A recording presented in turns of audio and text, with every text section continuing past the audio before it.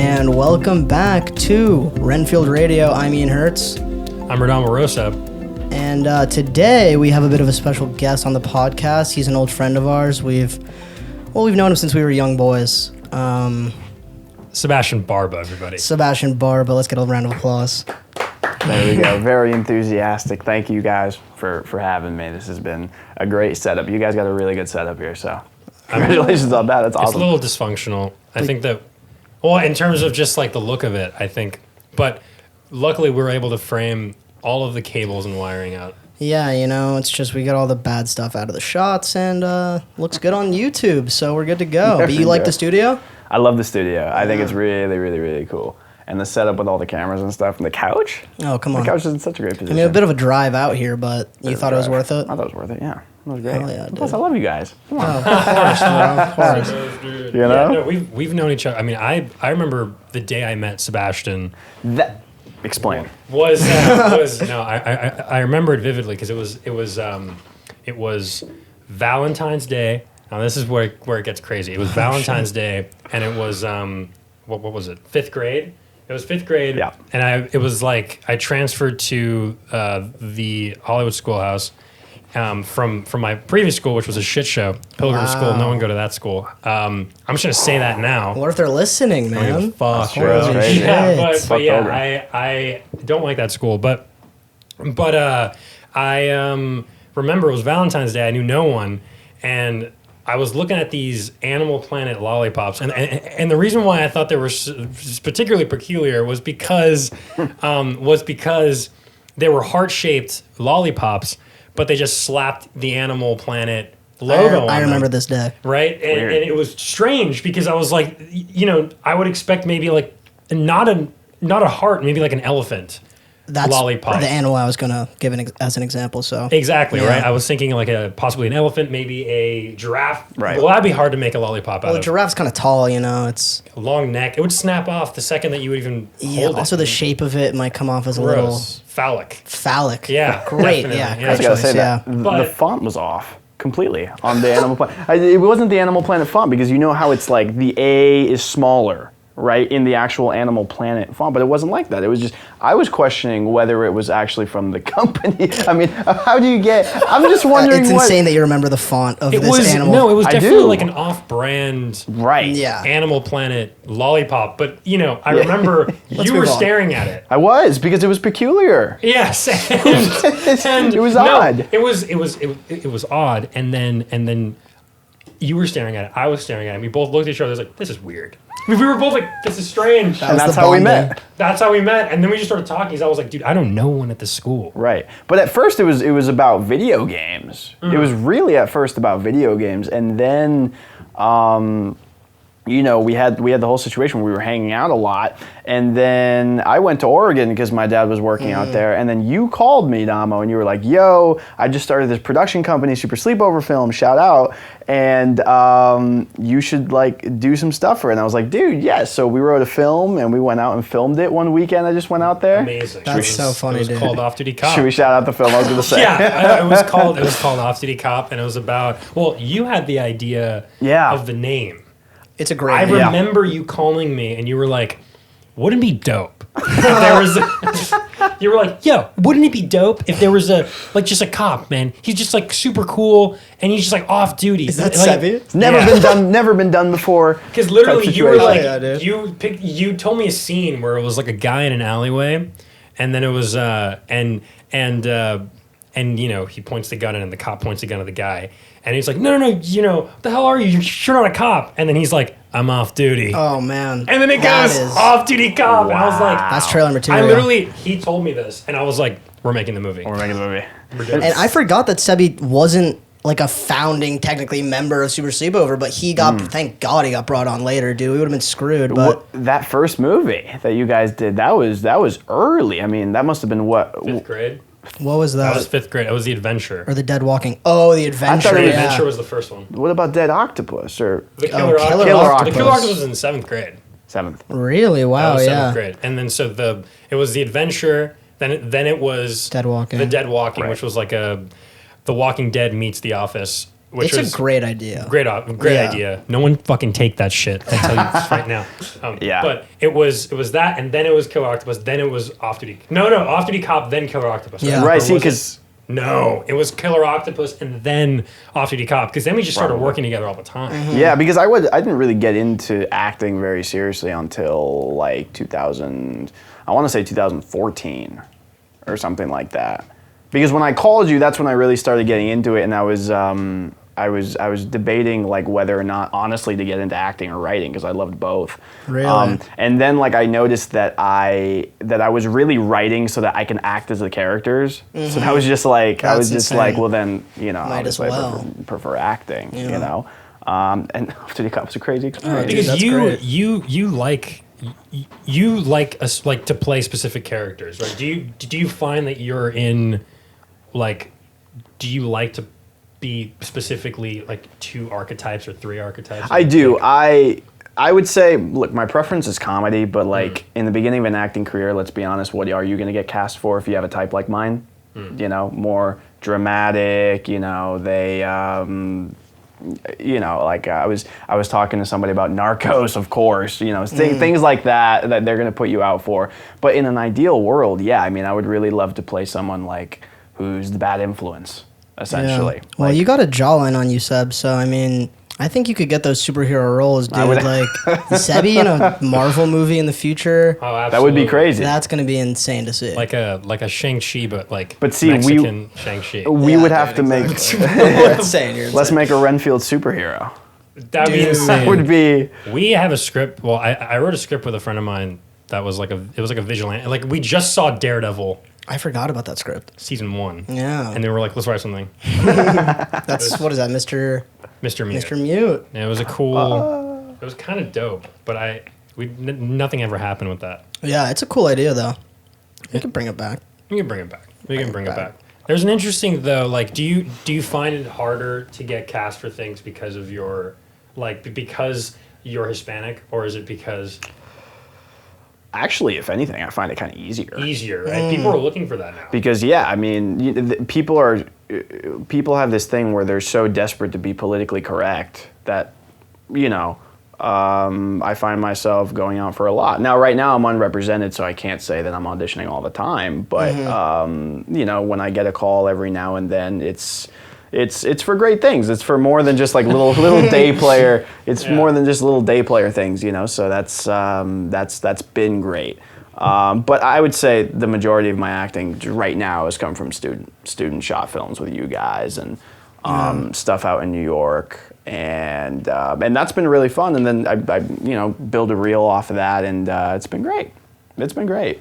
But then you've also done some bigger stuff too, and we're going to get into this. Of course, right I know now. you're going to get into We this. have to talk about your little stint on American Vandal season 2. Sure. Now, what was that like? What was that like? Well, the audition was pretty funny for that because they called me on Skype. And I was in LA, and the show was shooting in Oregon, and it was an improv audition, and I had no idea because they didn't send me any sides or anything. They just kind of called me, and I was like, okay, this is probably a pre-audition interview, right? Like what's actually going to happen? They were like, okay, so this is your audition. I'm like, oh shit, ooh, I'm about to blow this one, like bad. And then they just they asked me a bunch of questions, and then they just say, all right, riff, and I was like, riff, like literally, they're like riff. About what? What was your character? Nobody. They just said no. They just literally said. So, what do you think of season 2's out already? So, what do you think of Shit-Stain McLean? And I just had to come up with a story. Shit-Stain McLean. Right. So I couldn't like ask any question because then I would assume I couldn't ask any question because then I would fuck up. I'm not gonna be like, oh, who's that? Can I have context? Yeah. I just kind of had to be like, I don't remember what I said, but it was something like, oh, we had like this relationship, yada yada. Well, if you're down, you want to do it? Can I be the creator? Can I let me be the? Of course. Let's see what I can come up with right now. Sebi, thanks so much for joining this Skype call. Please, I'm desperate for work. So, is that what you say when you go into an audition? No, you're like, please cast me. I'm desperate for work. Although I have that fake smile that makes you know that I am, which is just that kind of this. As a subtle, just like I'm dead inside. I'm the sad. subtle, just like give it to me, just one. Throw me a bone. That's so good, man. But like what? She was just like, tell me about shit, Sam McClain. You just riff. And I just riffed, and they had given me just like a little bit of context. So I read that, and then what I did was I kind of incorporated some of the lines in there into the improv. And then look, months go by. And I'm like, okay, well then I didn't get it, whatever, it's fine. And then they hit me up one day in school and they're like, hey, you're on avail for the project. I'm like, what? Wow. I'm like, this was months ago. That's so cool, I'm like, bro. this was months ago. Wow. And then there's kind of two parts to it because I flew out there, and at first it was just a very like interview style kind of like a setup that we have now, except it was really funny because let's take advantage, like it's just like this camera and then a bunch of lights and like easily fucking 80 fucking people just watching. Jesus. And you're just there, and I have like the school uniform, the St. Bernard or whatever it was called, and they were just, I had lines that I memorized, and then the director was just like, all right, you can kind of say whatever you want. I'm just gonna, give you some lines, and we'll do it. And I was like, interesting, like anything. And he was like, yeah, Netflix doesn't give a fuck. I died and lost it. I was like, oh my god. Was this in LA? No, this was in Oregon. Wow. Yeah. See, season 1 was shot in LA. Okay. And then season 2, for some reason, they went Northwest, which I think I like that. it was Probably interesting. cheaper, right, to shoot out there versus, because a lot of shows are shot in Portland. A lot, and you know what? That wasn't a big thing. Portland grew, just like in terms of the film industry, and also people. They really love to transition to Northwest, to the Northwest. I feel like people who are retiring always really like to go out there for some reason, like Portland, Seattle, like that's a big hub. I get that. Like the city now, there's so many new apartment buildings with no parking structures that it's just ridiculous. That's crazy, man. Yeah, but they started filming a whole bunch of shit there. They had Grimm, which I had a little cameo in Shout Grimm. out Grimm. Shout out Grimm. Grimm. Boy number 3. Let's go, dude. Let's go. I shit you not, boy number 3. That's amazing. So when you were, so were you just like, what was the process of the whole situation going into it? Like did you get a callback, or was it just literally like you were cast immediately? Okay, so the interesting part is that I got no callback, so obviously after months I have to assume that I got to move on, right? And they brought me in and they said fly out to Oregon. Of course, they didn't take care of any of the flight stuff. of course, we had to do that on my own. So I fly out, and I go to a fitting, and it's great, and the people look really cool. I meet the main cast of season 1 of the show, which was cool. You met Jimmy Tatro? I did, yeah, I did. Yeah. And I'm pretty sure, which one was the one that I met? Yeah, it was one of them. Actually, I don't know if Jimmy was there that day.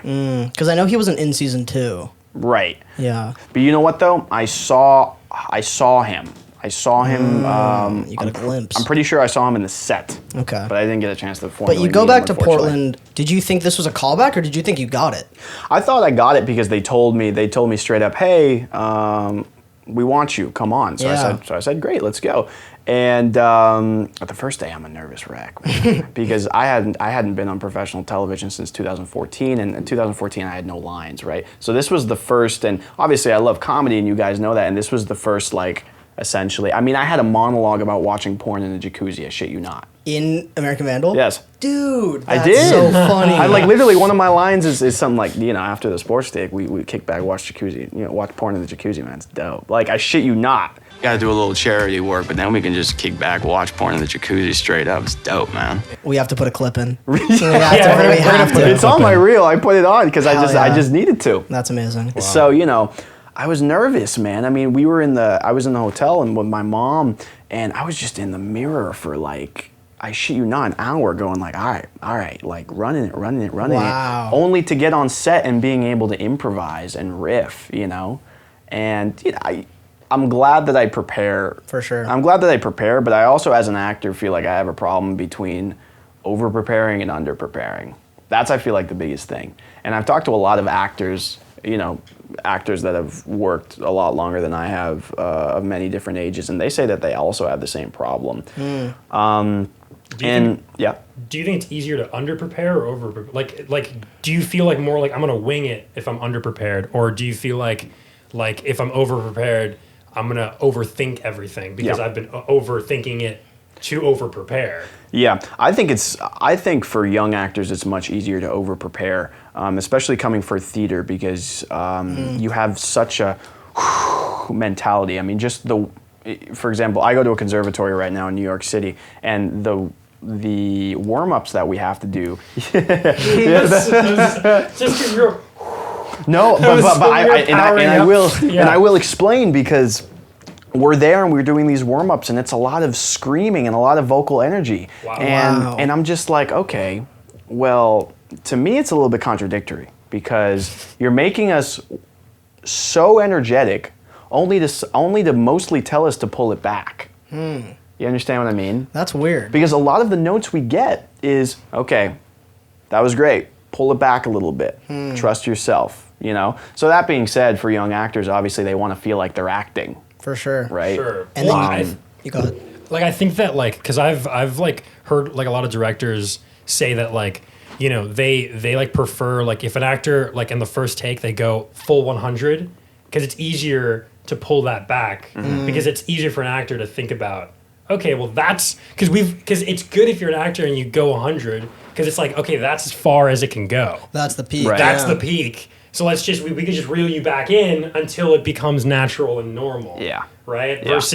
Versus when you start at a lower point and then you're just like, okay, you're just pushing them. Can you go a little more? And the actor Exactly. goes like, I don't know what you're talking about. You know what I mean? Like, then it becomes like a battle versus I'm already at the top. You've already seen me go ape shit. Yeah. Now bring it down. And that might be the difference between, you know, we're looking at Seb over here, pro actor, and, you know, just a Joe Schmo coming in, and you got to be like, dude, let's put a little more into this. Get into the character, you know what I mean? Right. Because I feel like there's, especially in theater, I mean, you could go up to a random theater person and say, okay, act, and they will, like, do something. But I feel like there's a certain amount of, like, even telling one of you to act and you guys just talking to me as is. I mean, it's just, you know, it's natural. Yeah. You know, and it's, mind you, I'm a lot more film oriented than theater. I love theater, but it's just not a field that I would get into. And, you know, everyone says that you have to, and I've done a little bit of theater. I mean, you guys know, like, the high school theater, course. you know. Absolutely. You have to.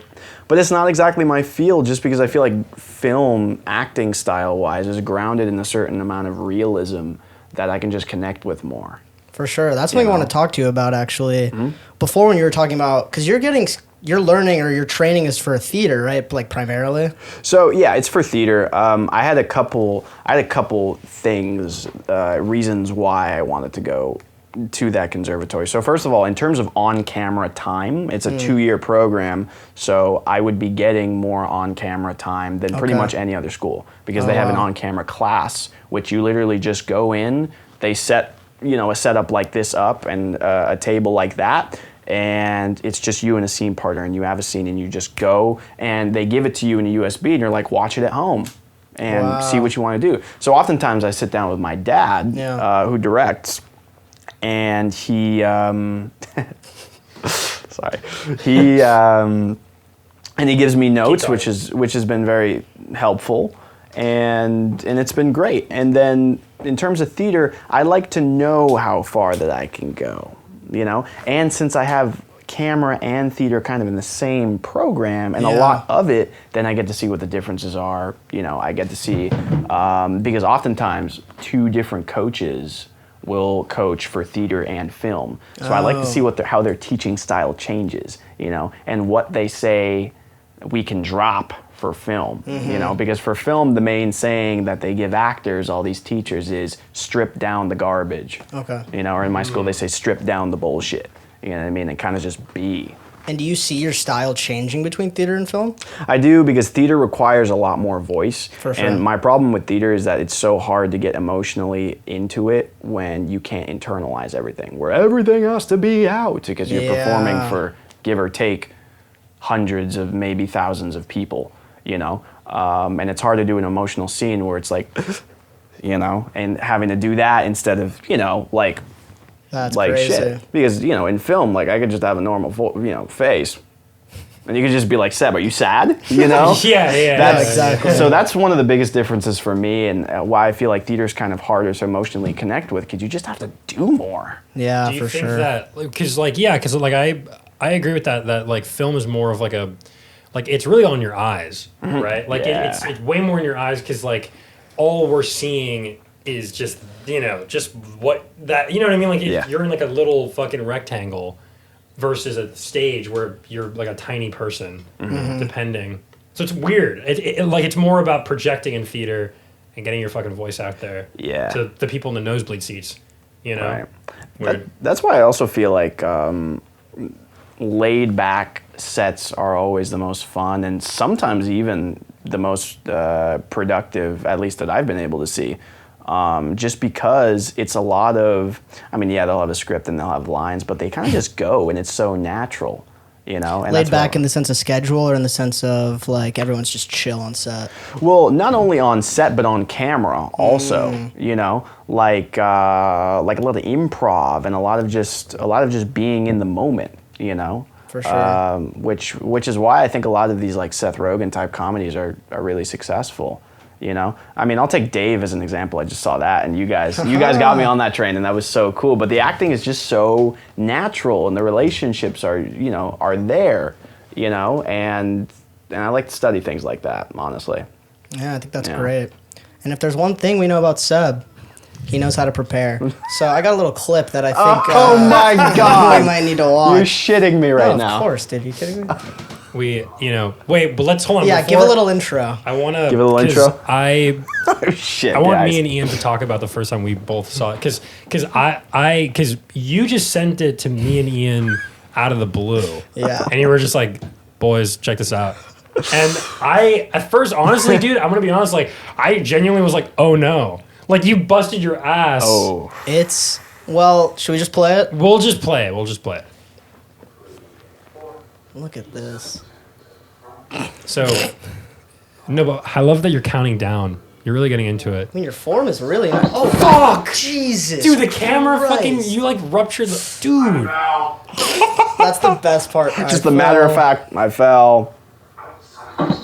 Ooh. So, a couple things, like the Puma socks on the hardwood floor. Mistake. I can explain. There is an explanation. Please explain, dude. I can explain right now. Well, my dance shoes were left in New York due to the... they were, crazy. And I wasn't going to use sneakers, and the only other thing that I had there were Mexico Crocs, which obviously are not going to work for the situation, right? So I said, okay, if I'm going to do a full pirouette, I can't have friction on the floor. You guys are dead. I can't have friction on the floor. I got to be able to spin. No, yeah, no, for sure. Well, why didn't you do it on the carpet? Could you have done it on the carpet, or would it have been, a little bit of rug burn? Oh, yeah. I see. Well, would it have been worse rug burn, or would it have been like this? I ate shit. I had a ball that was bigger than like my entire elbow. It was terrible. No, but it's a good fall, though. I mean, it could have been worse, right? It could have been worse. Oh, it could have been worse. We got to watch it again. I mean, fuck. You fall really hard, man. You fall really hard. But, the good thing is that you don't slam your head against the... That would have been... Right. And then he walks over and his mom's like, you okay? That's the best part. I fell. Like, that was the best part. I fell. See, my most worried thing was like people were gonna think that it was like a big issue. So I was just like, hey, I fell. It's cool. Yeah. Yeah, because it doesn't seem like you hurt yourself that bad. Right? No, it wasn't too bad. I like to use it as an excuse to like send it to the teacher and be like, give me an extension. Dude, that's so smart. Because you could send it to them and be like, this is a dangerous assignment. No, so right. I gotta say, because my friend lives near Dubai, so we have like an 11-hour difference, and he's a scene partner of mine. And I'm gonna get into how we do acting scenes, by the way, through Zoom, because it's a pretty crazy process. But he broke his arm doing this. No way. Doing this dance. Broke his arm. I shit you not. Sends me a picture with a cast. Like the same thing happened, or what? Yeah, and at that point I'm like, okay, let's chill. And this is my first take. This is my first take, and I go in with a mindset of, let's be careful, and I eat it. Wait, but go back though, because what were you saying in the beginning? Because you had to do a little dance. Like you have to do a process. I know exactly what I'm saying. Yeah, I'm going to repeat it to the camera right now. And I hate it. I had to do it for 3 weeks. Tendu, shut up. Plie fourth. Inside turn to the front, and then tendu, plie fourth, outside turn to the back. There's the outside turn? The outside I eat shit. And then, that was the inside. That was the inside. Oh my God. Oh, fuck, dude. I can hear it now because you go outside. Into the Right. But you know what? Last week was one of my dance final assignments that I had to submit. And this section is just a small part of a bigger dance. So I had to do the entire dance, and the first take that I got right didn't record on the camera. And I don't think I've ever been more enraged. That's horrible. In my life. Wow, that's the worst. We've done things. Back onto Off Duty Cop. Remember when we shot that there was a villain monologue in that movie, and we didn't the mic on the camera, the shotgun mic on the camera just was off the entire time. That's happened before though in 14 too, another web series where we just forgot to turn the mic on For the entire time. That's ridiculous. Oh, I remember we did the dubbing for that, and the clap. We had to match the claps. You remember that? It turned out really well, actually. It just sounded weird because it was Sebastian going, like, put I in a clip. underestimated you, Sebastian. It was like, fucking, yeah, it was like the villain monologue, but it was clearly not his voice. Dude, that's a great... Oh, I love that short. I took a look at that short for a long time, like a year later, and I always wanted to redo it and make things different with it. Yeah, like I always wrote different things. Because like honestly, like it's a pretty procedural cop story. Yeah. Right. Like it's basic. It's like a cop that doesn't play by the rules, and then his partner, his good partner. Yeah. Who's totally playing by the rules, and then there's a murder, and then you find out that the police commissioner is the bad guy. It's like I wonder where we've seen that before. Yeah, I know. It's great though. But it's like perfect though because we were exploring genre. Yeah. And it's just classic, and we get funny ass lines. And we tried to do a second one. Oh my god! Dude, there was this one scene where it was the new commissioner, and I was Sebby's partner back in the acting days. We could not get through this scene to save our life. Sebby and I would die laughing. Oh my god! Every take. We couldn't do one there take. Was the fake mustache. It was so good. It was just because there was a new police commissioner. Because obviously. You had to lock that guy up. He was the evil. First one. I mean, I know he gets shot. Right? Who shoots him? You dive in the air at the end of the movie. Right. You do one of those dives onto the bed and save Ian because Ian's gonna. I'm about to get shot. He's about to get shot. Right, and the worst part is that my bandage was a piece of toilet paper, not even taped to my leg. Falls off. Falls off. No blood. No zero blood. And the hospital bed was at my chair in the office. And I'm just like this.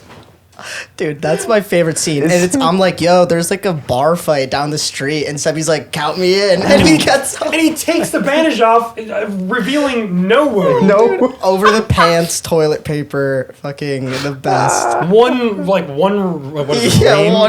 roll. It was roll, just it was one one piece. ply. It was like a tissue. Yeah. It was a piece of tissue almost. Yeah, literally. That's production design right there. Right. There we go. And you could even hear, and it worked because like a precinct, but you could hear my mom in the back yelling in Spanish. You know what I mean? And I'm just like, Oh my god, it's yeah. ridiculous. I love how ambitious we were.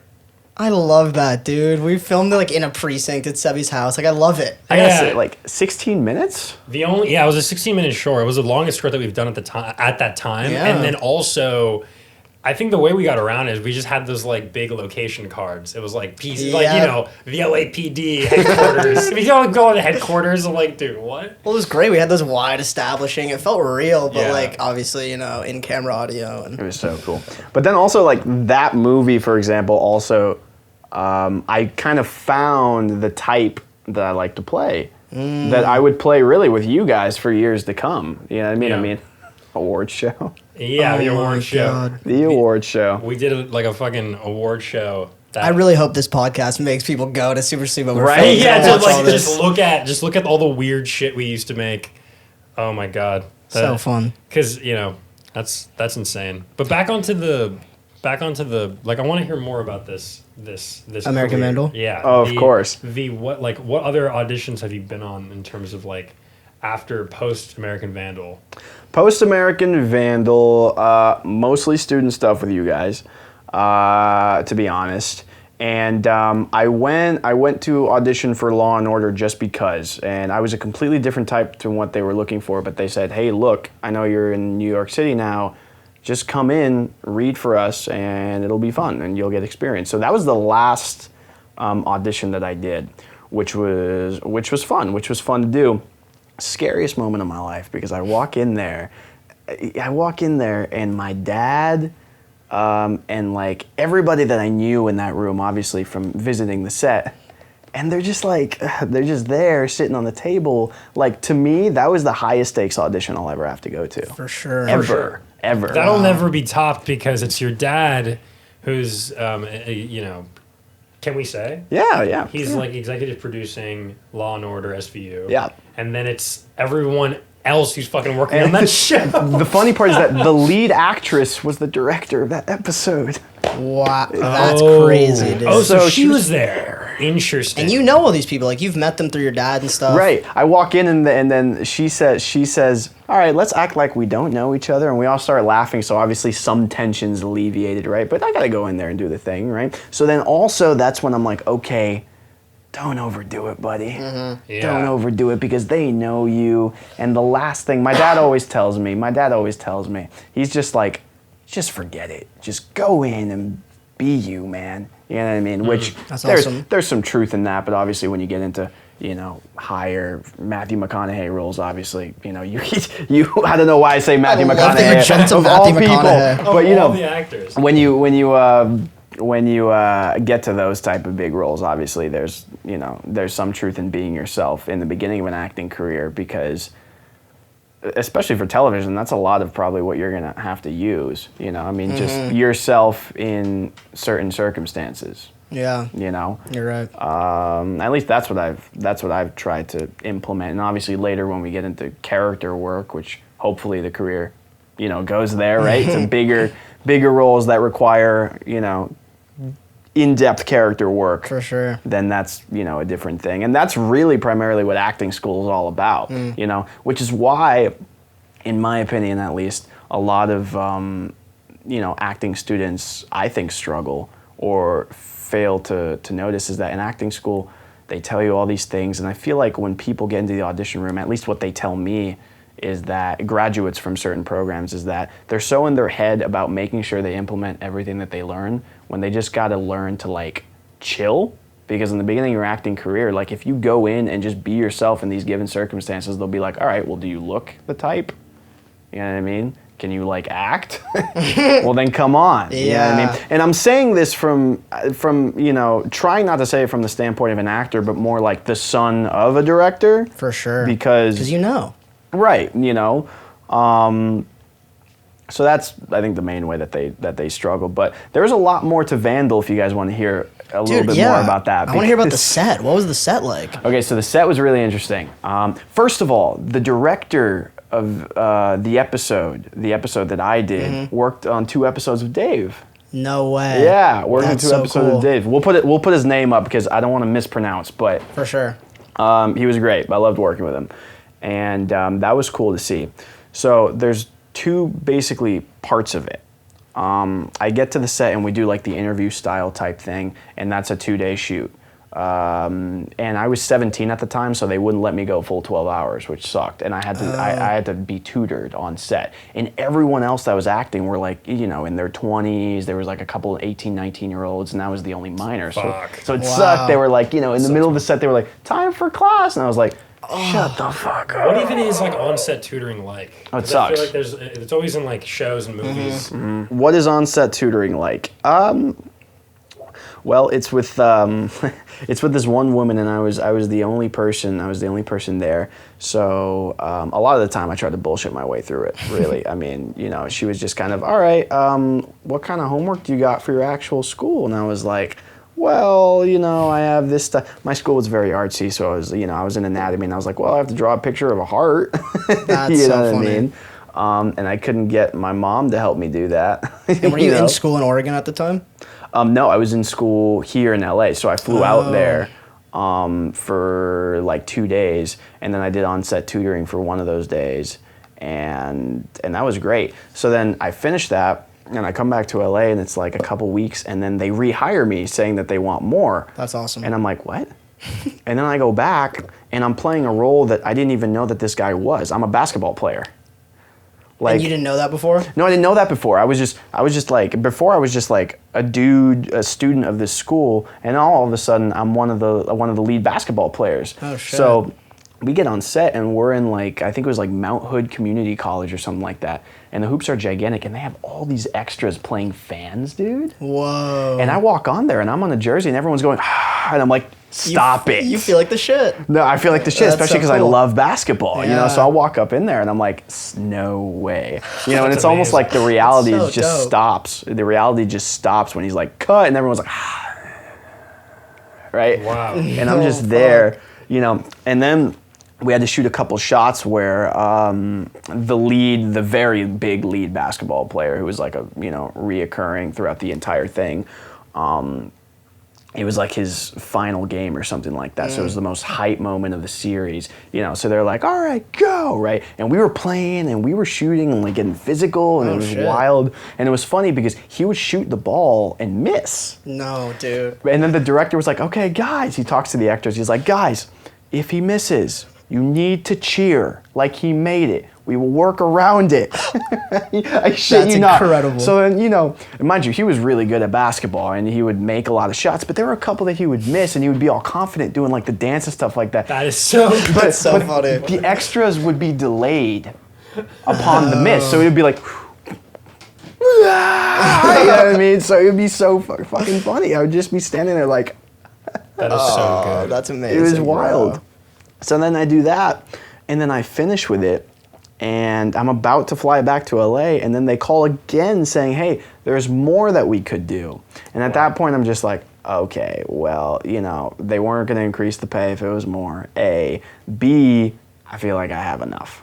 Yeah, like just yeah. from a real standpoint, you know what I mean? Like, how much farther is being an extra basketball player going to take me? You know what I mean? So I was 100%. like, let me go back to school so I don't have any problems with that because, you know, you got to get the GED at that point, right? Yeah, that's too much. Yeah. That's crazy. Yeah, and that was a wild experience, and it's so funny because I pull up the season when it comes out, and I skim through it, and I don't really see a lot of me, and I'm like, oh shit, how much did they cut out? And it turns out they didn't cut out anything. They just scattered me throughout the entire season. So on my resume, I can have the privilege of saying reoccurring co-star. Oh shit. Wow. So when people see that, they're like, okay, right? Netflix. Exactly. Yeah, Netflix Exactly. reoccurring co-star. Let's fucking get him on the next. Exactly. Yeah, bro. That's what I'm saying. So then I'm just like, okay, well then that's a privilege. For sure. Right? For sure, that's amazing. Yeah, and I have one little clip of it which is the porn monologue on the reel. I had to. It'll be in. We'll put it in. We'll put it in. It's just ridiculous. But that was definitely some of the most fun I had. And especially because it had nothing to do with my dad, which felt good. Yeah. You know, just that's all kinda, you. Yeah, yeah. And do you feel like that prepared you for sets in the future, for what to expect and stuff like that? I think so. I tried not to think about it too much because I knew that was a very laxed set. Mm-hmm. You know, so I was kind of just like, don't expect everything to be this way. For sure. You know, as I guess the mindset would be for any set. You know, just don't act like a douche and say you've been around the block. You know what I mean? That's kind of the thing. For you know, sure. because just so many sets are not like that. You know. Yeah, like, if you have a question, don't be afraid to ask a little question. Of course. Oh, I have so many questions all the time. Oh my Yeah. god. Yeah. No, that's great, dad. My poor dad gets bombarded with them. It's so funny. I can't even imagine. Well, also, Redamo has some set experience, which I want to get into, but Please. we got to wait for him to come back to the table. That's so cool, though, dude. American Vandal, just like shooting for Netflix, having that big of a scope. How does that feel? Well, it feels pretty good to at least have on the resume because I know that could get me more stuff, right? Bottom line. Yeah, and that was my first work on television where I had lines involved, and there was scattered around the season. There significant amount of it, which is great. It wasn't just a 1 or 2 liner, day player. There was definitely some stuff in it, so that felt awesome. I really, really enjoyed that. That's super cool, dude. Wait, what'd you say? Dude, you know what I said. I was talking to Sebi about the set, and I know you have some on-set experience. I was wondering if you wanted to maybe get into that a little bit. Jesus. On-set experience from what? Because I've PA'd. Are you referring? We're going down this road. He doesn't know what we're talking about. Are you referring to Momoa? I'm referring to Momoa. Yeah, I mean, I'm not I wouldn't consider myself an actor to the caliber of Sebastian. I'm not saying lines. Yeah. He is great though. But take it easy. Hey, you're too kind, bro. You're too kind. But but the thing is, like, I guess I could get into it. Yeah, why not, dude? It was my first commercial audition, and my very first commercial audition, and because it was a weird series of events because like I was asked for I was scouted by a modeling agency at a party. And so she was like, "Hey, I like your look. Would you want to join this agency?" And then I was like, "Okay, cool." But then she was like, "Do you want to do commercials?" And then I was like, "Fuck it!" Right? At that point, I was like, because I already go to London. Like I already went to London to do something for this brand, and then like I was kind of hopping around different sets, doing the modeling thing. And then she was like, "You want to do commercials?" Because I guess she was trying to feel me out, see if I was, not a total, weird introverted person, which I am, but still, she just wanted to feel me out. So then I was like, "Yeah, sure, why not?" So she sent me this audition. And it was really weird because I get there and there was like this, older white guy, bald. I walk in the room and he's like, "All right, so what I want you to do, I want you to have these," he gives me these like weird like felt sleeve things, right? And I put them over my arms. He's like, "Put these over your arms," and I put them over my arms. And then he's like, "So just walk into the room and just like take them off." And I was like, "That's it?" He's like, "Yep." And I was like, "Okay," so I did it, and I was like, "That was stupid and lame. I probably will never." Stupid and lame. It was stupid and lame, and because also I walked in there with such a like kind of bad vibe because I didn't want to do it. I felt weird. Honestly, it was a mix of weirdness and also just like nerves too behind the whole thing, right? Yeah. And also it was my first audition, right? My first actual audition. So then I got called back, and I was like, "Fuck," right? Because I was like, I wanted to do. So you weren't excited about it. I was not excited about it because it made me uncomfortable. You know, because also you didn't know what this was going to be. No, I got no fucking info. And then so the second audition, it was a callback, and then I walked in. There was 4 white guys now. Oh, right? Yeah. We got 4 white guys. One of them, I knew he was a director because he had white hair. And he had a white beard, and I was like, "Dude, this guy's stressed out 24/7, right?" So then, and of course there was like the one girl there, right? Because that's the state of the filmmaking industry that we're in right now. But there was so I walk in, they were like, "Hey, how's it going? Great to meet you." And I was like, "Awesome, likewise." And they were like, "Could you take your shirt off?" And I was like, getting freaky. I was like, "Oh." And they were like, "Yeah, just take your shirt off." And I'm like, "Okay." So I took my shirt off. They just sit back and are kind of like, "Oh, that must have been awkward." Taking photos. And they're like, "Could you like turn around?" I'm like, "Is this allowed?" I was like, "Is this allowed?" I'm like, "All right, whatever, I'll go with it." So I'm turning around, I have my shirt off, right? You're my 18. Scrawny. I'm 18 at the time, so technically, whatever, I consented to this shit. Yeah. And so then I had to do the same arm thing. But now there's these big foam realistic arms that they're putting on me, like these realistic buff guy arms, right? And I'm like, "Okay, what is this?" Right? And then literally like a day later I got the job. And so I get sent to this fitting place. And this is when shit gets crazy because I walk in, and this place is called Legacy Effects. I walk in and I just see this massive alien statue maquette, right? And in the waiting room. And then I'm like, "Okay, this is pretty cool," right?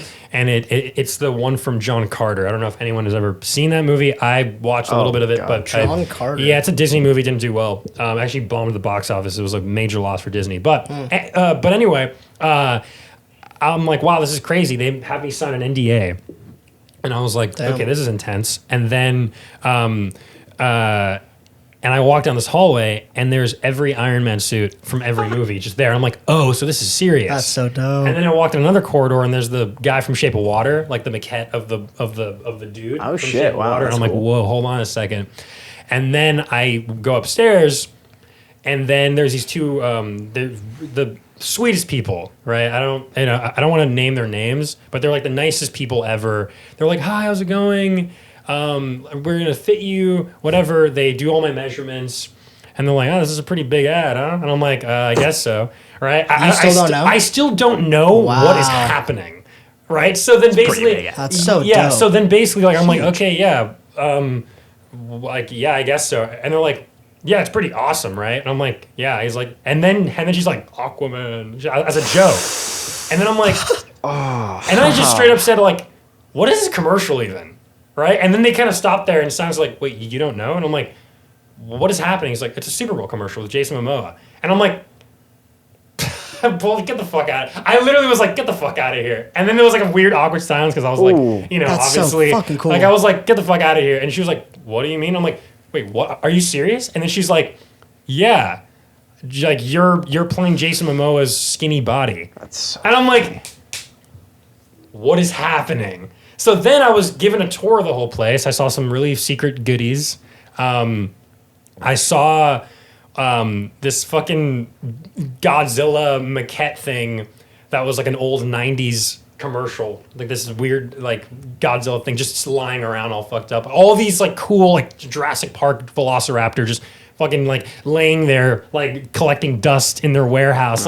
These places, you know, these guys are legit. Yeah. But then next thing I know, it was a 2-day shoot and I was with Jason Momoa. And I met him. I didn't even think I was going to meet him. I thought they were just going to composite my body onto his somehow. I thought he was going to wear like a green screen suit and just fucking do the deed. But no, I had to literally. He would do a take, right? I don't know if you guys seen the commercial, but we'll put a clip of course. Kick back and be totally comfortable in my own skin. You know what I'm saying? It's where I can be myself.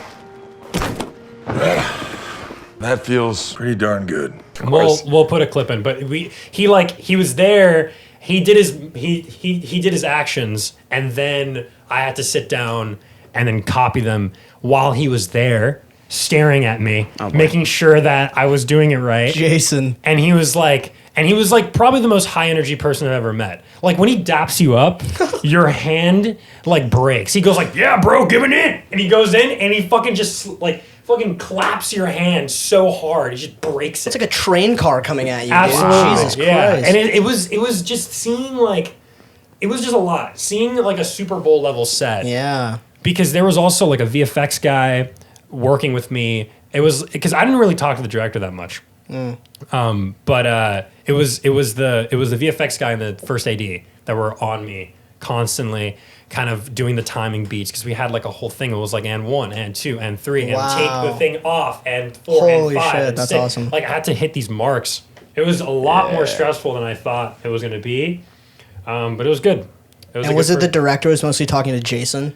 Yeah, and also the director because technically, since I wasn't the main talent, the director legally or there's some rule where they're not allowed to talk to extras and or body doubles because I was technically a body double. So fucked. I did not know that. Yeah, it was kind of weird. I mean, mind you, I was told this by someone on set. Maybe they were just saying that to make me feel better. You know, I've heard that before though. But it was definitely like the first AD was only talking to me, and just because the director would tell him, and then the first AD would tell me. It was really weird. It was like a weird disconnect. And then what was the difference between the photo shoot sets compared to the video sets? Was there a big difference or not really? It was different though because I didn't have to wear because for some of the shots I had to wear like a green screen mask because they were gonna do a total head replacement. And then obviously I mean there's a shot at the end of the trailer of the commercial where he has like a guitar and like one of those lap guitars. And I had to fucking learn that the day of. What? Wait. Yeah, dude. They were like literally there was one of the effects guys. One of the producers knew how to use it. And he sat down with me and he was like, yeah, you kind of wiggle your fingers around and do this and this and that. You have an hour to learn this. And I'm like, wait, you guys are joking, right? And then they just walked away. And I was like, fuck. Because didn't Jason just bring it? Yeah. Jason so just wanted like him to play a lap guitar while the in the commercials. So did you play like a song? I had to just riff because it's really easy to riff on those. You just kind of just pluck strings and just like move the because it's like a weird. You could pull it up. It's there's like a weird the pick. It's not like a normal pick. It's like a long like metal, almost like cylinder thingamajig. Yeah. Oh, And you kind of move the thing. Yeah, see that right there? Yeah, that's what you had to use, and you had to just kind of drag it around, and that creates like a little Okay. So I had to like do that precisely. Yeah. Exactly timed out perfectly, because dude, fucking Jason Momoa like grabs it, brings it over, and then he does his thing, and then he fucking does this, and then he fucking moves his body around, and so I had to copy that perfectly. That's so weird, dude. And the location, I found out, because, you know, obviously to add to the stress, somebody told me, some random gaffer or whatever was like, bro, like they're all stressing out because like it's like 20,000 a day, bro, for this location. I was just like, 20 grand a day for this fucking location? Are you kidding me right now? What was it, like a mansion or something? It was just a really nice house on the hills. It was like 2 stories. And it had like, it was fucking huge. Yeah. I mean, if you watch the trailer, like that's not even, like that's just a fragment of the house. Like there was like a whole, their backyard like ends in a cliffside that just has a view. That's dope. Just out into Los Angeles. Yeah. It was ridiculous. And for a long time, they wouldn't let me and Jason Momoa in the same room. They were trying to keep us separated for some reason.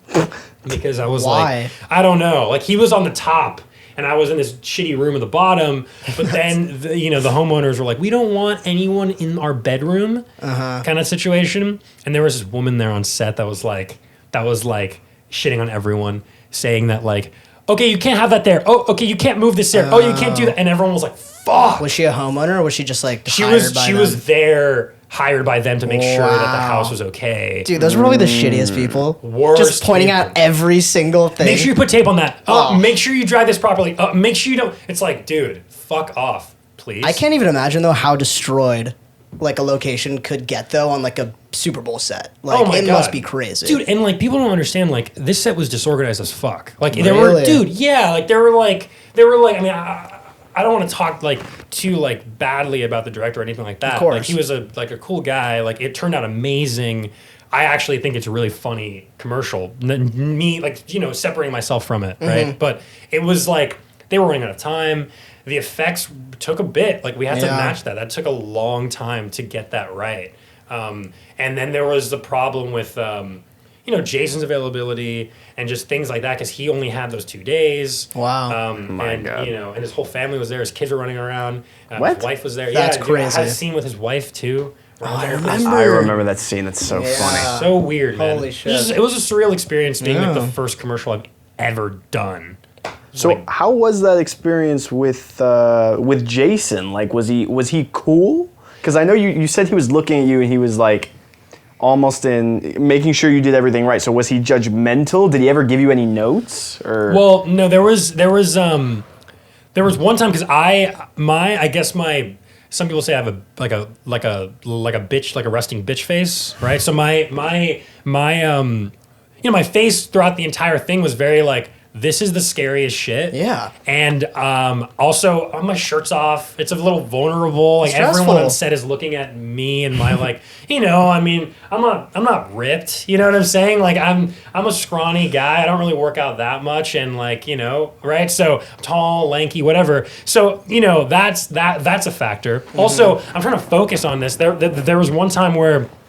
There's a part of the commercial where I take off the chest piece, right? And that was really fucking hard, right? To get that shit right. Because I had to walk like 4-step, 1, 2, 3, and then lift the shirt on 4, 5, take the chest piece off. Then he drops like a mic drop. He drops it like bop, right? Obviously, so I had to mimic that. And he wanted me to do that. He kept going like, it's gotta be a mic drop. It's gonna be sick, right? And I was like, all right. And then Dude, he's a director. Dude, and then he was just taking shit over. And then he watched back a take of me. And I was just serious. He's like, dude, give it a little more energy on the face, bro. He was like laughing. And I'm like, all right, Jason. Like, your face isn't in it. I know, but he was just like, bro, show us that you care a little bit. Like a little like joking around though. But I was like, he was laughing. I was laughing. Yeah. You guys are close. We really aren't. We really aren't. But no, the only time that I felt like a genuine, like I'm having a moment with Jason Momoa, whether or not he felt that, but I felt it in my own personal Redamo world, was that there was a end scene where I was laying on a bench press, having to. I was supposed to be like I was struggling to lift like a bench press with like no weights on it, right? And his wife was spotting me. So good. And so he was there directing the whole scene. He was just doing it. He was just making sure that I got it, and he was there the whole time. He was like, it was like, all right, lift it, have it sag, go on. He was like going. He was really like having that energy, like being yelled at you, really helped the performance. You'd say it helped? Yeah, absolutely. That's awesome. Because I was like frantic. I just didn't give a fuck. Also, what helped too was having the green screen mask. Because then I could like hide. It was like my own personal shell. Yeah. That I would just had on top. That's cool. Of my face. Because you don't have to worry about laughing or anything like that. Oh, you know? No, dude, I was dead, bro. I was laughing so hard. Dude, seeing Jason Momoa because he has a bald, he still had the bald cap on. And he was kneeling there all like, come on, let's go. Yeah. Like, just That's so energy cool. up to the fucking max. Yeah. If I was there, you would have. Oh my God. Dude, you would have died. Just seeing the director going like, no, dude, seeing the first day, like, we have no time. I would have no have time. been asked to leave. You Oh would my have God. would have been asked to 100%. It was That's so so funny. it was so funny. It was genuinely a good experience, I thought. It sounds like a great experience, dude. It was weird though.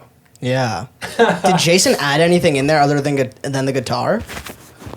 He added the guitar. He added just little things like little. He has a film crew that he shoots with a lot. There's these two guys. They have two Reds that they just shoot with all the time. Just shooting Jason? Yeah, Oh, and wow. so that's what the behind the scenes footage is. That's where I'm in. That you could see like that awkward. I was like genuinely scared because I was talking to one of the effects people and he grabs my arm, pulls me into frame, and goes like, "Dude, let's take a photo." So my face is just like, like just genuinely just like, what's happening, right? But they shot a promo for it. They shot a couple promos. Oh, wow. And they weren't even going to use it, but Rocket Mortgage loved them so much that they didn't use the director's promo. They used Jason's team's promo because it was funnier. It was way That's funnier. dope. Jason's team, they're really cool people. Does he have like a vlog or something, or is it No, just? he has. If you go on his Instagram, you see his like whole production company.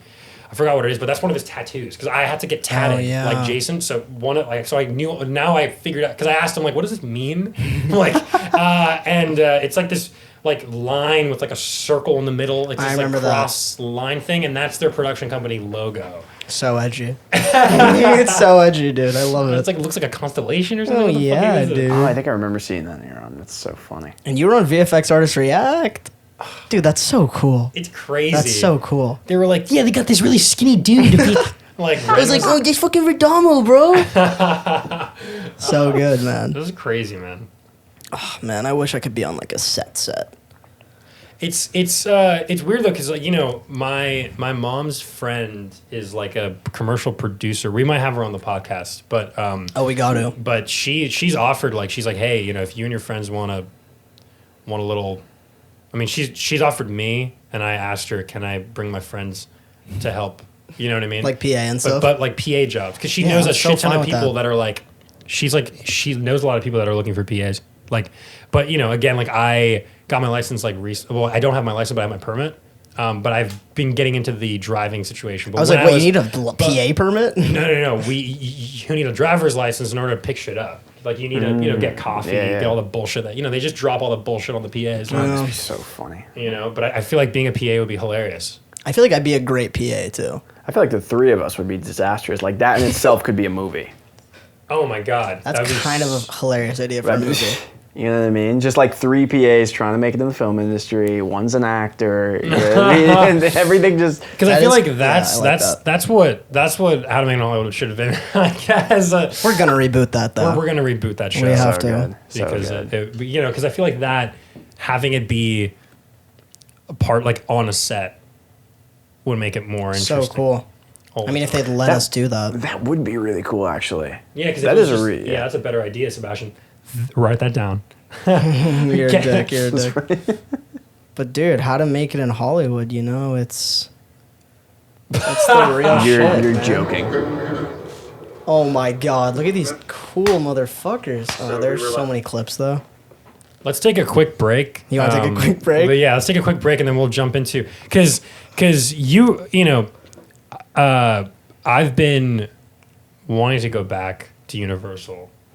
Because of the coronavirus, we can't. But we have a lot of adventures. Oh yeah, and it's so sneaking simple. It's so simple sneaking onto these backlots. We'll get into that after the break. Right after the break. We'll be right back, guys.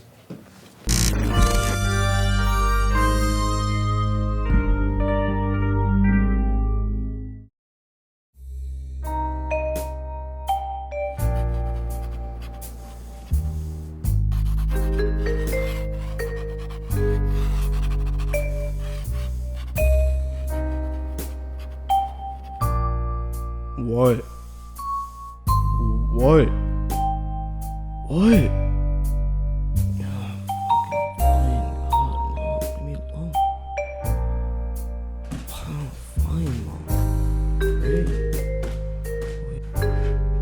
What the fuck?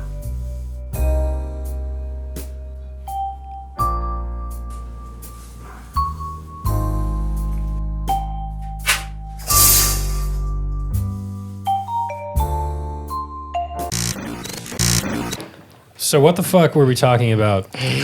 Shout out Brian Finney. Oh, shit. It's a big shout out. Huge shout out. That's a huge shout out. I remember what we were talking about. We were talking about Universal. Seb, you want to get into this? I do want to get into this. There was a better clip than this though. There's one that, dude, you could just move this over. Like I could just hop in this, Take over. Because if These are your clips. Be gentle though. could you move this little? I kind of had it perfect. It's okay. It's all good. Yeah, no, fuck up my setup. So okay. So they're specifically, Oh wait, we're not screen recording. Oh, we're not? So, a little backstory, Sebastian. What were we trying to do here? Well, we were trying to. Well, at first, we went in to actually see the Universal Prop House. And we also wanted to see how easy it was going to be to get in there. So we make a call, and then they say, "Yeah, all right, we'll give you a little sticker, right?" It was like a sticker or a flash card that you can put on your car to say that you're there for the prop house, right? But you get in there and you see the prop house, and it's super cool. But then you kind of also see everything else, and like, how are you supposed to stay out? Yeah. They can't expect you to stay in the prop house. They can't. They just can't. So. Let me get this guy out of Get here. him out of there, dude. My God. You look so cute. The hair is prime. I know. I mean, dude, I haven't been able to cut my hair since the quarantine. But Stud, man. whatever. And yeah, there it is. But okay, so this, I remember we were here. We came on like probably the worst day because it's like so much fucking security everywhere. You're tweaking. I was definitely tweaking heavily here. But look at me go. The thing is though, what people don't realize about Universal Studios, because I've snuck in 4 times to the backlot. An insane amount. Please tell the stories. Once with Breaker, Novogratz, which you're gonna be able to. Once with Breaker and someone else, and then once with another person, and then Sebastian, and then Sebastian. Right? So, Round it out. Nice. and what was interesting though is that how you get into the backlot is actually very easy. Yeah. I don't know. We should say it so then everyone could do it, and then it'll be ruined. We'll Right. say it, but maybe we'll bleep it. Okay. Here it goes. Cut.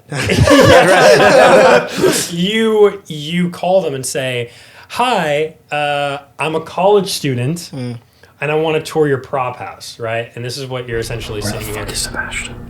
No. Yeah, because we also brought a friend of ours who's a DP to kind of film us around. Oh yeah, I was like, who's recording this?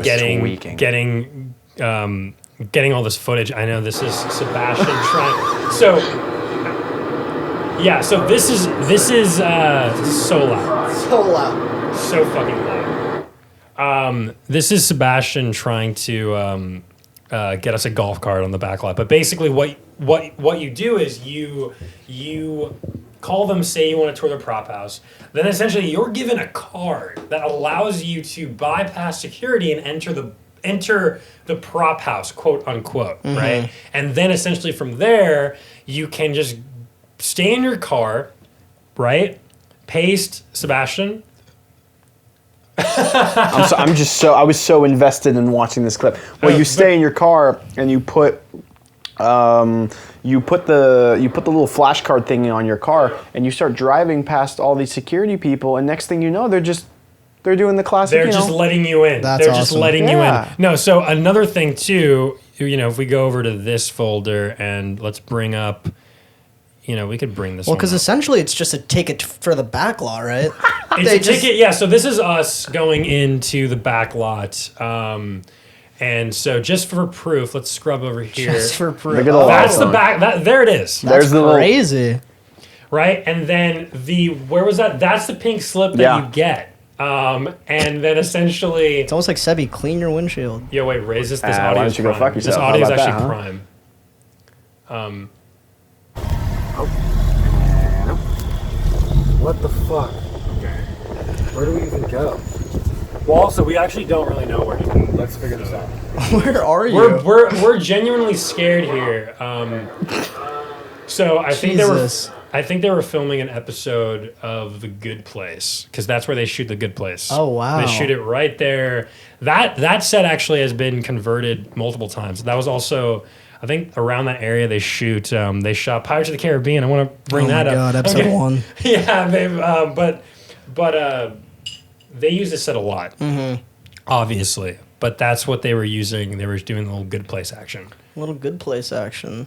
This is crazy, though. Sebastian Subi. Place that my car's not going to get towed, you know what I mean? That's a fact, man. Dude, I know. You guys could be arrested for this, right? I don't know. We were 18, right?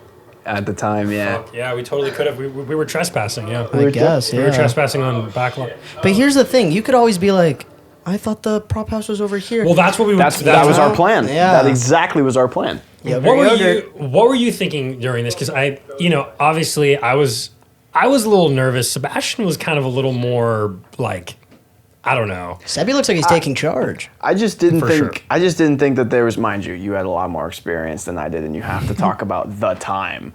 But like the time. Oh my God, that's wild. That's so nice. But I just felt like there weren't too many ways to lose. I mean, naive college kids. Oh, where's the prop house? Because it's also not obvious where it is. Like, let's be honest, it's not. It's not. It's just not obvious where it is. It's tucked away. Are we on our feet here? No way. Yeah, we're straight up trespassing, walking around here, like in the back lot, like Looking like ballers. Completely. This is an insanity situation right now. Look, come on, we looked like we belonged. We Oh, do, though, Come yeah. on, man. Except for Jeremy. But that's the one Yeah, thing. Jeremy shooting. He was You can straight up see the Hogwarts in the back. You see that? That's so cool. Of course. Yeah. Damn, bro. Yeah. Thanks for inviting me. Hey, you weren't in town. Kidding. Where I the know, fuck I know, even I know. were you? You weren't in town. That's I don't right. think You I had was. left to fucking New Yeah. York already, you piece of shit. You piece What of is shit. it? This is a little scene that was actually straight up real because you see the zygote on the The Quixote? I say just say zygote. zygote. I like okay. Fuck you guys. Zygote would be a good name for a company, though. Yeah, zygote. The reason I say zygote is because shout out to who's that guy? Who's the director of Zygote? Have you seen Zygote? No. It's Oak Studios on YouTube, and it's the director of District 9. He has a production studio, and he has it's like an insane short film. It's like the coolest visual effects you'll ever see. District 9 is great. So good. He also So did good. Elysium and Chappie, which I didn't really like that much. Chappie is all right. Oh my I didn't god, I see saw Elysium. Chappie. Oh, I did see Elysium with Matt Damon. Yeah, Bad. I didn't like it. Yeah, basic. It was okay. Wait, will they see the audio of this? Can we put the audio here? Yeah. This is great. I just don't want, like, the security to fucking detain us, and then we're going to fucking shut So this then what's the down. difference between doing this now and then what we did in Warner Brothers? You were all for Warner Brothers. Because we had a plan, I felt We didn't like have a plan. We drove were- up there. We were going to go, we had a script. Uh-huh. Well, we have ourselves, we have ideas, and we know what we want to do here. Alright, I That's just all don't I'm want to seem saying. like tourists. Here's what we seem do. like tourists. Because I'm fully tweaking at this point. But you're calling back to how to make it, right? When we drove up, Yeah, because we all went to Warner Brothers with a script, and we'll put a clip. Yeah, I'll put a clip to that. But Hi, how you doing? We are Wrenfield Productions. We have a meeting with, what's his name? Stan, basically, IDs for everybody. There it is. Pass? they didn't give us passes. What does that look like? That means to get out here, you have to have a pass to get on. That means somebody here has to have given you a pass. No, that's us going into Warner Brothers trying to pitch a script, and then a security guard telling us to leave. But we had that prior knowledge, and so now we were sitting near Crafty, literally right next to Crafty, right? Remember that guy who we saw? Yeah. Because we were in a parking lot of Right. what show was it? Oh, dude, it was something. Wasn't it Big Bang Theory or something? No, it was You shoot that NBC. That's I don't NBC know which one it Universal. was. Look at this guy. Dumbass. Look at this guy. Look at him. Look at this fucking guy. Yes. Hey, excuse me, sir. Do you know where I can park legally here? Legally. As long as you got one of those, I think you can park wherever you want. No? See, I told you. See, There's like- just a certain amount of we're big dogs now. That's a cool guy. Like we were just, come on, you know? Yeah, we honestly, once we have those cards, it's like they don't give a fuck. You can park wherever you want, guys. They really don't give a fuck. That was great. He's fed up though. Yeah. He's a little upset. Yo, this phone camera looks good. Everything other than the skin tones. Yeah. That's true. It's definitely something that's like these gross fingers on the. Yeah, what the fuck? Ew, bro. Disgusting. Like grew him a little bit. it's a little nasty. I remember going on the set for oh my god, what is this? Okay, so we have to avoid the tram, which essentially means Because a big issue with us driving around here is that the Backlot tour at Universal Studios Hollywood it makes its rounds. It goes all around. Yeah, We for almost sure. went into King Kong, remember? Oh, where was that? That. And then we I started forgot. tweaking, and I had to back up. I was like, oh shit, because the tram was coming.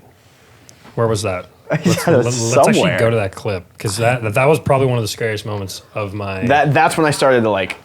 Realize. Yeah. Because we drove through these streets. Yeah, That's New York. That's the New York. That's us set. in New York. That's us in New York. But hold on, let's go back up here because I don't actually know which one it is.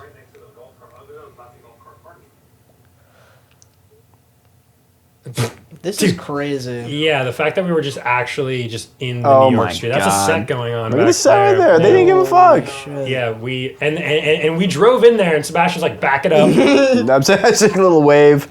I love that you have the slip in your mouth the whole time. Right, because just You make it have to be obvious. ready. You never really know, right? Like in terms of like. But you don't want to get yelled at.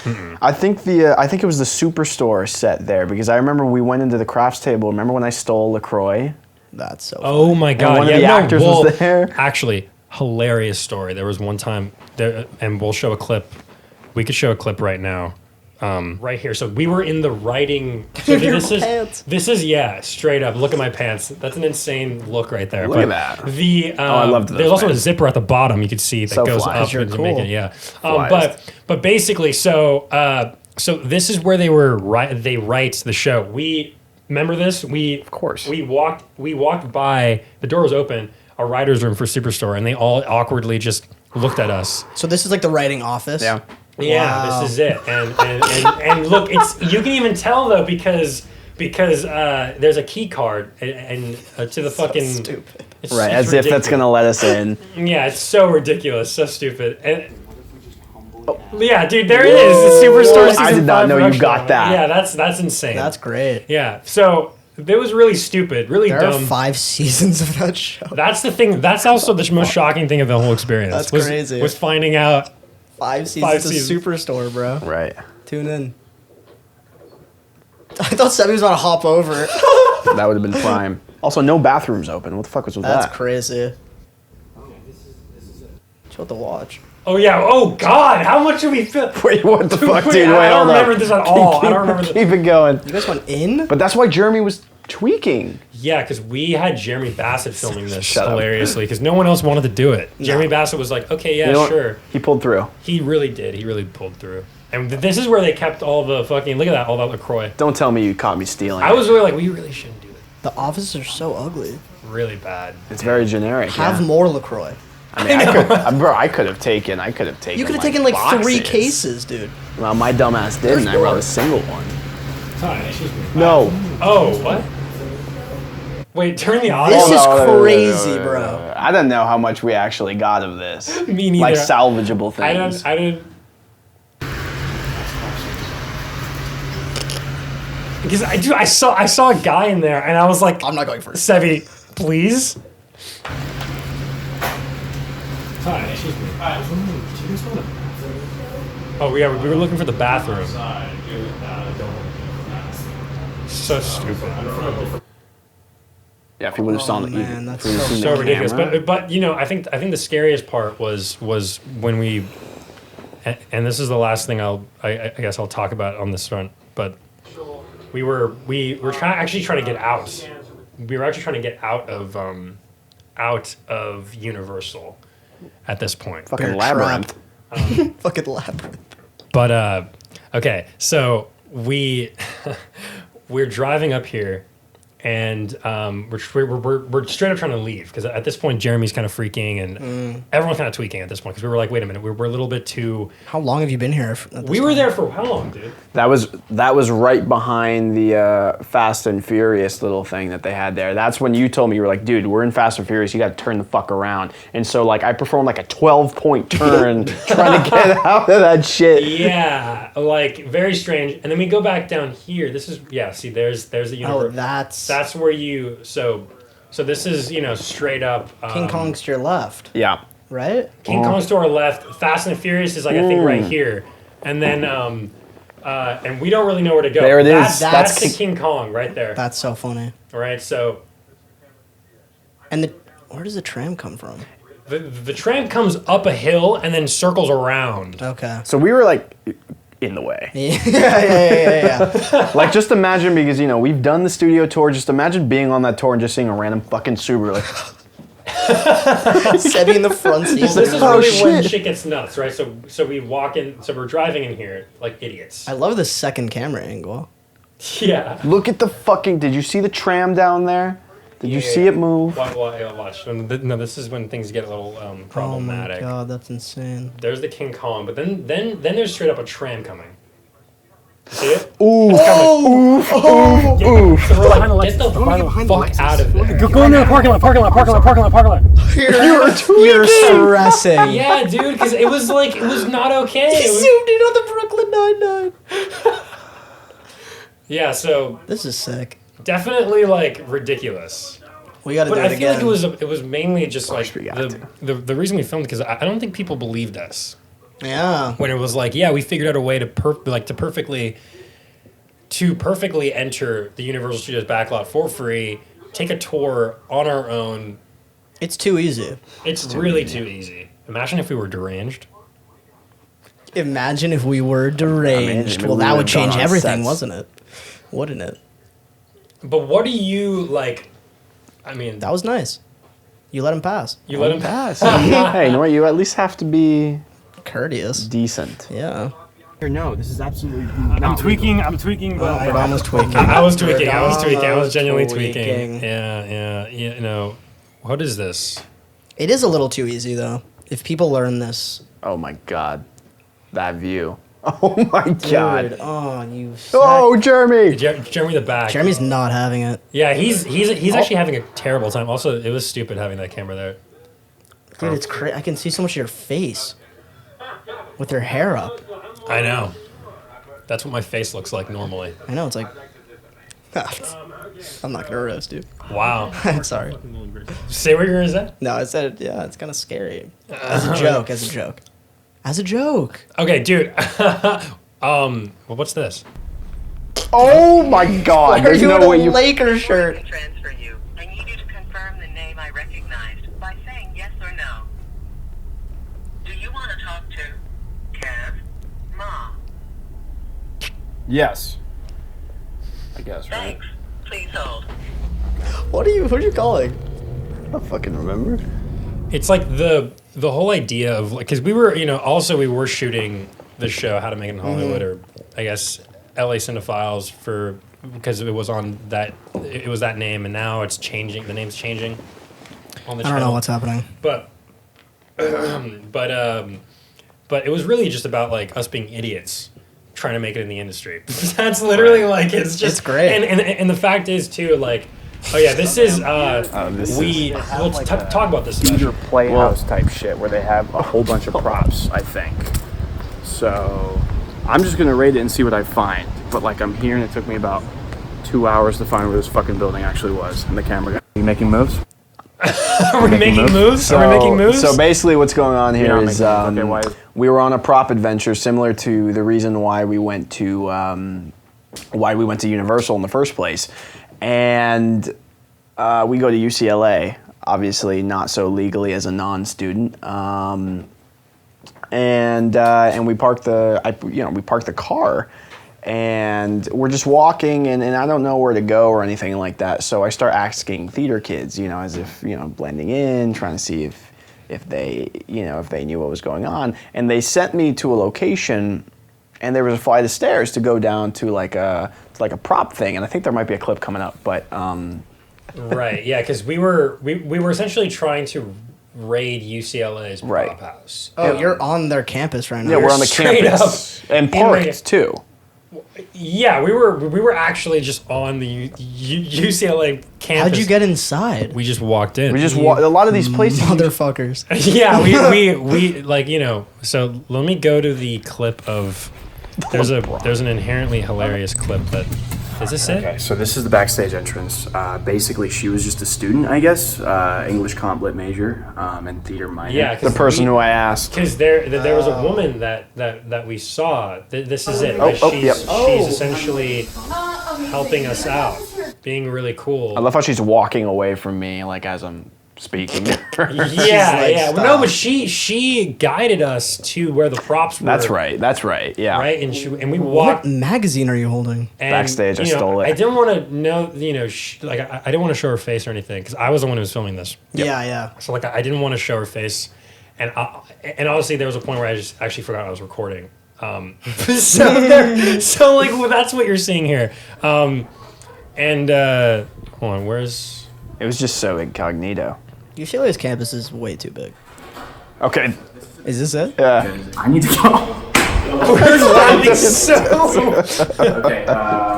Did we already slate it? Sebi interview, bathroom, take whatever one. Okay. This we're doing an interview in the bathroom, right? Should I slate that? Sebi interview, bathroom, take one.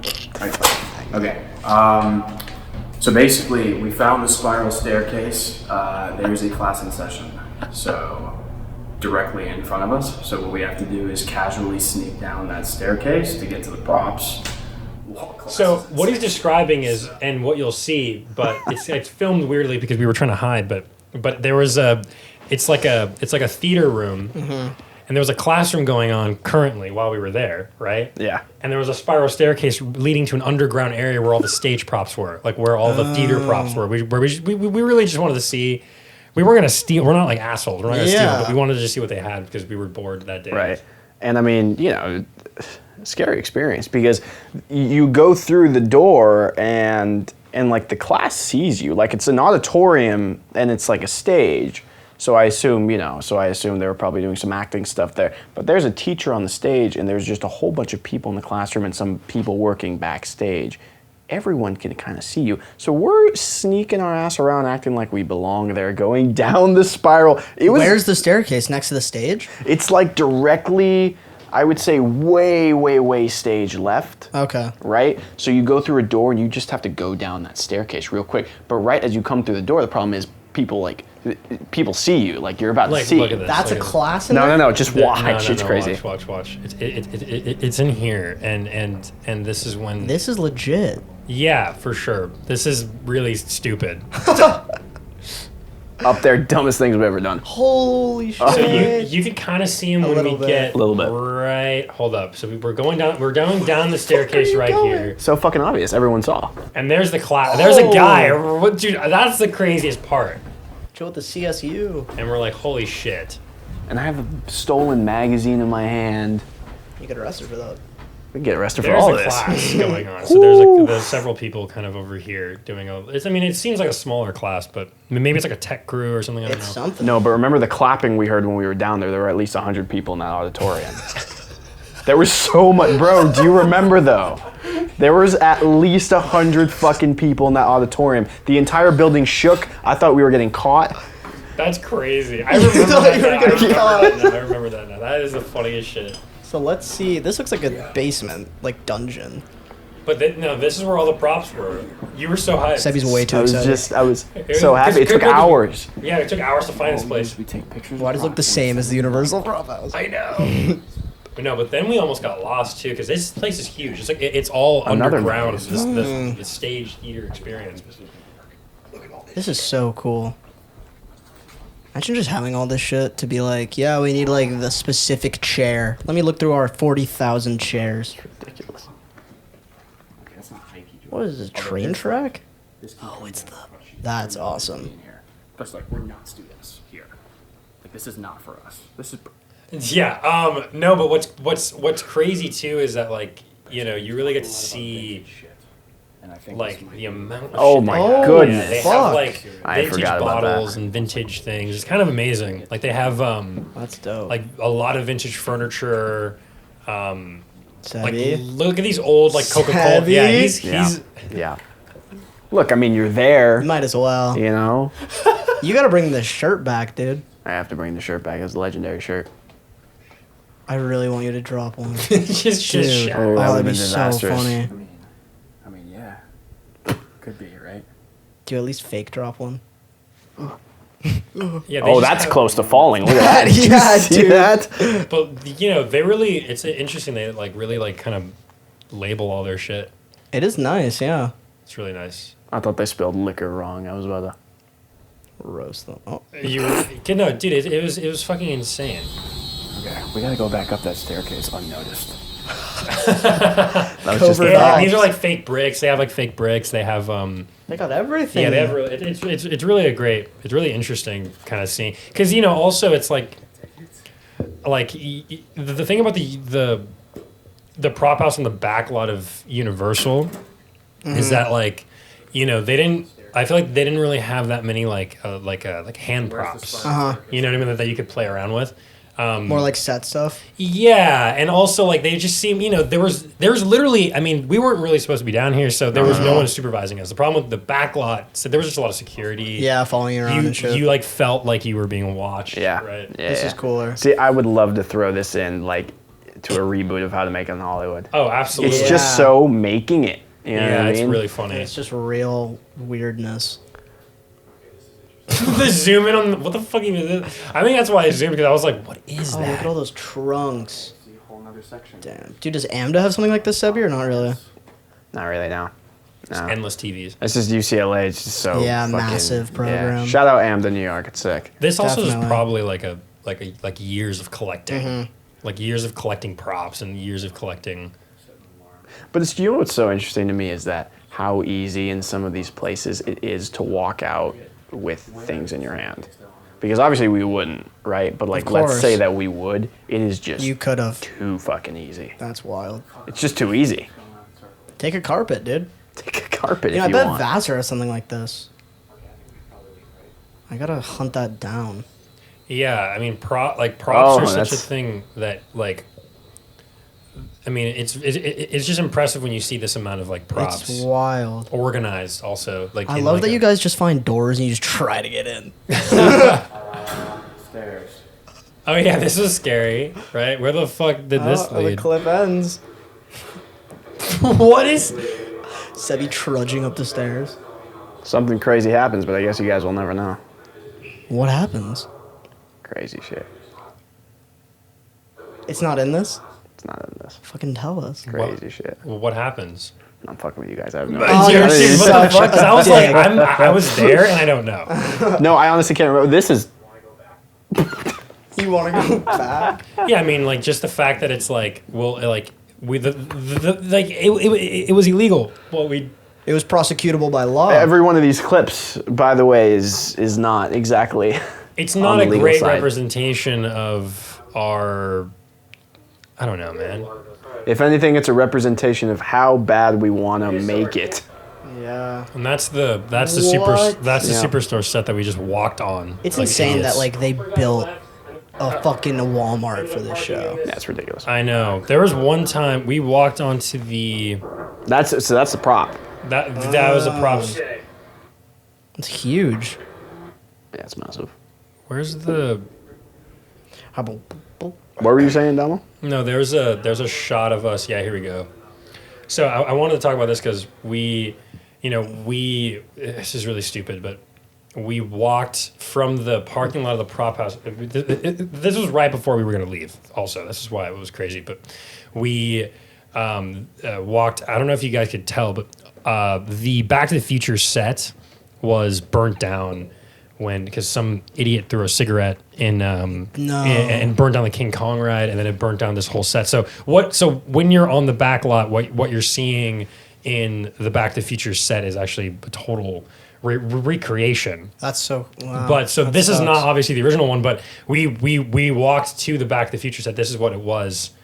I was doing my best to film, but there were a bunch of fucking people around. But this is what it is, just so people could see. But it was. It's really beautiful, honestly. So they remade all these buildings. Yeah, they remade it, and what you see right there, this building on the left. On the left is like that courthouse scene. Yeah. With the lightning bolt, like that's what this is. Man. That little point at the top, or right over here. That's awesome. It was really stupid though, because there was a point where Sebastian was like, we really shouldn't do this. Probably the only point in the entire trip where I was like, we should. Were they do this. shooting something or no? I mean, they must have, right? This is a film truck. They had active sets everywhere. So, I mean, part of the reason I think why there's not so many people out is because they had active indoor sets. That's so awesome. Which we ran into some, Damo. We did. Well, on the New York lot. This is really cool. We accidentally walked in. We didn't film it, but this is right here is there's a woman that was sewing some costumes. That's in awesome. like this like awesome like costume. Remember that when we walked in and she was just there and she was like, "Oh," and we were like, we're trying to find the prop house." We weren't. We were actually just trying to sneak around and and look get for footage. Exactly. But this is Sebi trying to get water.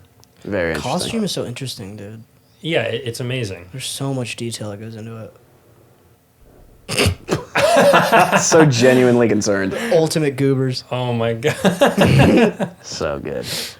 So funny. But yeah, this is our trip to to Universal Studios, Hey, maybe we'll do it again. Maybe we'll bring the podcast with us. We'll show you guys some of the behind the scenes. Maybe we'll shoot a podcast illegally in Universal Studios. That's a great fucking Isn't idea. that a great idea? In the car podcast at Universal. Right. How cool would that be? 2 hours, I'm sure we'd fucking pull it off. No, yeah, because we were there for like an hour. You were there for a while. More? How long were we there, Steve? Like how?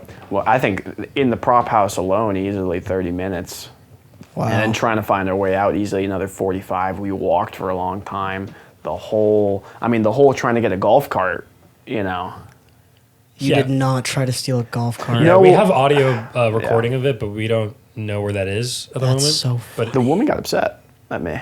How'd that go down? I would imagine. I walked in. I got to be honest with you. I was playing it cool for the camera, but I was freaking out. I went in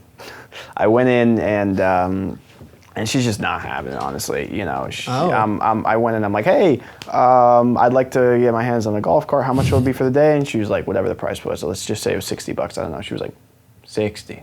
And I was just like, wow, okay. So like, cool. So like, can I like pay for that year? She was like, yeah, do it outside. And I was like, she wasn't having it. She wasn't having it. So at that point, I'm just like, all right, let's get out of here. Very, very awkward. Wait, so then did you try to steal one, or were you just like, we're not getting a... See, if I would have tried to steal one, that would have gotten into too risky territory. And trust me, I thought about it. But let's pause for 2 seconds. Intriguing, and he made me want to believe it because he himself believed it, and that's what I love. So think about him doing that for a rivaling company that we want working for us. Yeah, fucking crazy experience though. Insane. Very wild. But For full disclosure, one of our cameras got fucked up, so we had to cut, and then we were like, well, we've been talking for 4 hours. A long time. But yeah, no, Sebi has to make the drive back to LA. So we have to kind of call it. We do. Yeah. But thank you for coming on, dude. Dude, thanks for having me. I mean, you boys mean the world to me. You know that. You know. I didn't know how. Sebastian. First of all, you guys didn't tell me that you were going to show these clips. That is so fun. Of course, dude. Well, you're coming to Wrenfield Radio. You better expect some good clips, all right? That's what I'm saying. Right. Ian's got the clips, man. He's always got the clips. I'm here with the clips. But give me a tour of the town next time I'm here, though. Definitely, bro. Yeah, it's a weird town, man. You're going to like it, though. It's a little weird, right? It's kind of light with it, though. It is. Yeah, There's like a darkness to it, but also a strangeness to it. I would describe it as melancholy. Well, don't get weird on me. Well, don't get strange. Don't get strange. I'll tell you that. Good stuff. Yeah, we'll definitely show you around because there's a couple cool spots. Like my, what the fuck's my mug? Blackbird Coffee. Blackbird Coffee is great coffee in town. Oh, really? Yeah. Yeah, you got to go to that. That's the best coffee in town. It's funny. I've never heard of Wrenfield, California, but now that I'm here, I'm like, I mean, the sign is there. I'm just like, it's there. It's like, It's we had to pick a small town, and Wrenfield was just. Yeah. Well, the building's great. It's also just rent-wise. Yeah. This is the cheapest place that we can get. Yeah. You know, because it's ridiculous. It's wild, man. Well, but anyway, great podcast, Sebi. We'll have you on again, man. This is awesome. Please, that would be great. I was about to say if all else fails acting wise, I am going to crash here in Wrenfield with you guys. Hell yes. That's just have a little place. That's all. It's small here, but there's a spare room.